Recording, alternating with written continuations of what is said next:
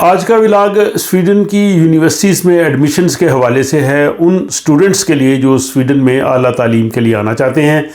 मैं हूं Stockholm Sweden से आरफ कसाना, आपकी खिदमत में सलाम अर्ज़ करता हूं। स्वीडन की यूनिवर्सिटीज़ में जो एडमिशन्स के लिए इंटरनेशनल मास्टर्स या दूसरे जो प्रोग्राम्स हैं, जो कि ऑटम सेमेस्टर 2024 से यानी अगस्त से जिनकी क्लासेस शुरू होनी हैं, उनका सिलसिला जारी है। बल्कि अब तो बिल्कुल उनकी लास्ट डेट भी आ पहुंची है। और इस हवाले से आज का व्लॉग उन स्टूडेंट्स के लिए जो है वो बहुत ही मालूमाती होगा। इससे कबल भी मैंने चंद एक व्लॉग्स बनाए हैं, जो मेरा जो प्लेलिस्ट है स्टडीज़ वाला, स्टडी इन स्वीडन, उसमें जाके आप देख सकते हैं कि जो स्टूडेंट्स स्वीडन में आला तालीम के लिए आना चाहते हैं उनके लिए बड़े मुफीद और मालूमाती नोयत के मशवरे शामिल हैं।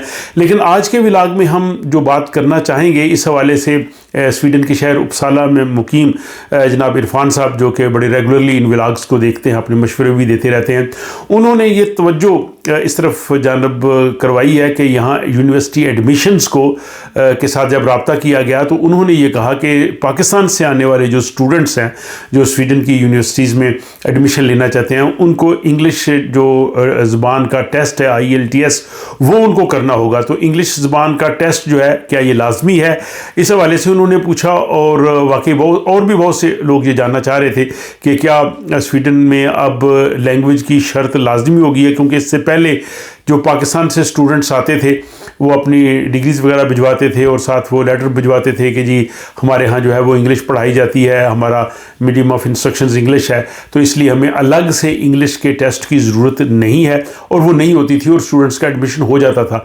लेकिन इस साल बहुत से स्टूडेंट्स जो हैं उनको ये शर्त यूनिवर्सिटी एडमिशन्स की जानिब से दी गई है कि आपके पास इंग्लिश टेस्ट का जो है वो सर्टिफिकेट भी होना चाहिए। इस ज़मन में कुछ स्टूडेंट्स का और बाज़ लोगों का ये कहना है कि जानबूझ के पाकिस्तान को टारगेट किया जा रहा है और पाकिस्तान के स्टूडेंट्स के लिए स्वीडन की यूनिवर्सिटीज़ जो है वो इंग्लिश टेस्ट की शर्त आयद कर रही हैं। जब वो पाकिस्तान में इंग्लिश मीडियम पढ़ते हैं या उन्होंने इंग्लिश पढ़ी हुई है तो उनके लिए टेस्ट की ये शर्त क्यों आयद की जा रही है।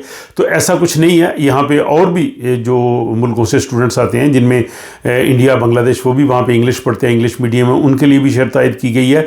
बल्कि मैं आपको ये भी बता दूँ कि जो स्वीडन के स्टूडेंट्स हैं जो यहाँ पर पैदा होते हैं, स्वीडन की यूनिवर्सिटीज़ में पढ़ते हैं और स्वीडन की यूनिवर्सिटीज़ में इंग्लिश में वो कोर्सेज़ पढ़ते हैं, यहाँ स्वीडिश और इंग्लिश दोनों ज़ुबानें पढ़ाई जाती हैं और इंग्लिश उनकी जो है वो बहुत अच्छी होती है। इसके बावजूद अगर वो कुछ इंग्लिश स्पीकिंग कंट्रीज़ में, अमेरिका में या बरतानिया में आला तालीम के लिए जाना चाहें तो उनको इंग्लिश टेस्ट जो है वो पास करना पड़ता है। वहाँ की यूनिवर्सिटीज़ जो है वो उनसे ये सर्टिफिकेट मांगती हैं। तो लैंग्वेज प्रोफिशेंसी का जो सर्टिफिकेट मांगना ये कोई ऐसा नहीं है। और हमारे जो टैलेंटेड स्टूडेंट्स हैं वहाँ पे ज़ाहिर है वो इंग्लिश में सारा कुछ पढ़ते हैं, तो मेरा नहीं ख्याल कि उनके लिए ये टेस्ट पास करना भी कोई मुश्किल है।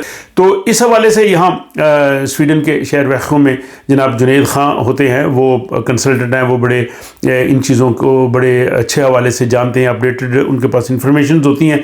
तो मैंने उनसे रब्ता किया और उनसे पूछा जी कि आप इस हवाले से जो डिटेल्स में बताइए कि कौन कौन से कोर्सेज़ हैं, कहाँ इसकी ज़रूरत है, कहाँ इसकी ज़रूरत नहीं है। तो उन्होंने इस हवाले से जो तफसील भेजी है वो आप इस उनके वीडियो मैसेज में देख सकते हैं। तो जनाब जुनैद खान साहब का मैसेज उनके शुक्रिया के साथ मैं आपकी खिदमत में पेश करता हूँ। अस्सलाम वालेकुम, आई एम जुनैदुद्दीन खान फ्रॉम एजुसर्फर्स। जो स्वीडन में इंग्लिश का टेस्ट कंपलसरी हो गया है, इसको पहले ये समझने की जरूरत है कि इंग्लिश का टेस्ट पाकिस्तानी स्टूडेंट्स के लिए from the day first compulsory था। पाकिस्तानी स्टूडेंट्स को दो तरह से एग्जम्पशन मिलती थी उस इंग्लिश के टेस्ट से। इंग्लिश से टेस्ट मुराद सिर्फ आइल्स नहीं है, उसमें आइल्स है, PTE है, टॉफल है, CAE है।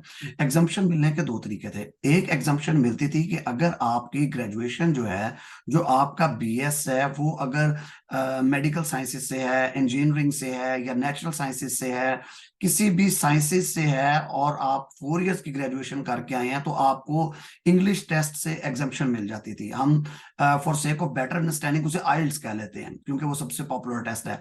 आइल्स से एग्जम्पशन मिल जाती थी। अब ये और दूसरी एग्जम्पशन मिलती थी कि अगर एक WHED साइट है, वहां पे अगर आपकी यूनिवर्सिटी जिससे आपने 4 साल पढ़ा हुआ है उसका medium of instruction only English हो, मतलब बहुत सी यूनिवर्सिटीज हैं जिनका उर्दू और इंग्लिश है। कुछ यूनिवर्सिटीज है, मोस्टली यूनिवर्सिटीज ऐसी थी जिनका सिर्फ इंग्लिश पे लिखा हुआ था। पंजाब यूनिवर्सिटी है, नस्ट है, लम्स है, बहुत सारी यूनिवर्सिटीज थी, तो उसकी बेस पे एग्जेप्शन मिल जाती थी।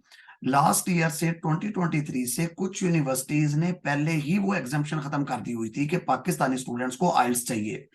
2024 का जो ऑटम इनटेक, जिसकी अब ये मंडे को लास्ट डेट है, उसके लिए इन्होंने पाकिस्तान से जितनी भी ये एग्जाम्पशंस थी वो खत्म कर दी हैं। अब हर स्टूडेंट को अपनी इंग्लिश प्रोफिशिएंसी प्रूव करने के लिए आइल्स या इंग्लिश टेस्ट रिक्वायर्ड होगा। और ये सिर्फ पाकिस्तानी स्टूडेंट्स के लिए नहीं है, ये कोई भी, मतलब कुछ लोगों ने कहा है कि ये कुछ शायद डिस्क्रिमिनेशन हो रही है पाकिस्तानी स्टूडेंट्स के साथ, ऐसा नहीं है। आज से कुछ साल पहले ये बांग्लादेश के साथ हुआ था, लाइक 3 years बैक, कि बांग्लादेश के जो स्टूडेंट्स थे उनके लिए ये एग्जाम्पशन खत्म हो गई थी। अब ये पाकिस्तान के साथ भी हुआ है, इंडियन स्टूडेंट्स के साथ भी है। मैं एक रीजन वाइज बता रहा हूँ कि इंडियन स्टूडेंट्स के साथ भी हुआ है कि उनका आइल्स की एग्जाम्पशन खत्म हो गई है। अभी भी वो स्टूडेंट्स आइल्स के बगैर अप्लाई कर सकते हैं जिन्होंने पिछले साल या पिछली किसी इनटेक में एडमिशन लिया था और किसी भी वजह से वो यहाँ नहीं आ सके। तो स्वीडिश यूनिवर्सिटीज के या यूनिवर्सिटी एडमिशन के सिस्टम के अंदर उनका जो इंग्लिश का वो है 6, इंग्लिश 6 जो इन्हें रिक्वायर्ड है, आइल्स 6.5 के इक्वल वो मार्क हुआ है, तो वो अप्लाई कर सकते हैं। और रिगार्डिंग अभी तक एम्बेसी खोलने की कोई ऐसी वो नहीं है न्यूज के एम्बेसी पाकिस्तान में खुलेगी। जिस तरह लास्ट इनटेक के अंदर स्टूडेंट्स ने अदीस अबाबा में जाके, इथियोपिया में जाके वीजा अप्लाई किया था, वो उस तरह वहां जाके वीजा अप्लाई कर सकते हैं। कराची से डायरेक्ट फ्लाइट है अदीस अबाबा की, आप वहां पे एम्बेसी के पास 1-2 दिन का होटल लेके आराम से सेफली जाके अप्लाई करके आ सकते हैं। आपको 2 दफा विजिट नहीं करना वहां पे, आपको सिंगल विजिट करना है। आप वहां पे जाके उन्हें अथॉरिटी लेटर देते हैं, तो आपके गिवन एड्रेस के ऊपर वो आपका कार्ड सेंड कर देते हैं। Thank you. मुझे उम्मीद है कि बहुत से स्टूडेंट्स जो इस हवाले से जानना चाहते हैं उन्हें जनाब जुनेद ख़ान के इस तफसील से जो है वो तमाम तर ज़रूरी बातें जो है वो मिल चुकी होंगी। अलावा मज़ीद अगर आप इस हवाले से जानना चाहें तो आप अपने कमेंट्स में लिख सकते हैं। आइंदा आने वाले व्लॉग्स में हम उस पर भी बात करेंगे।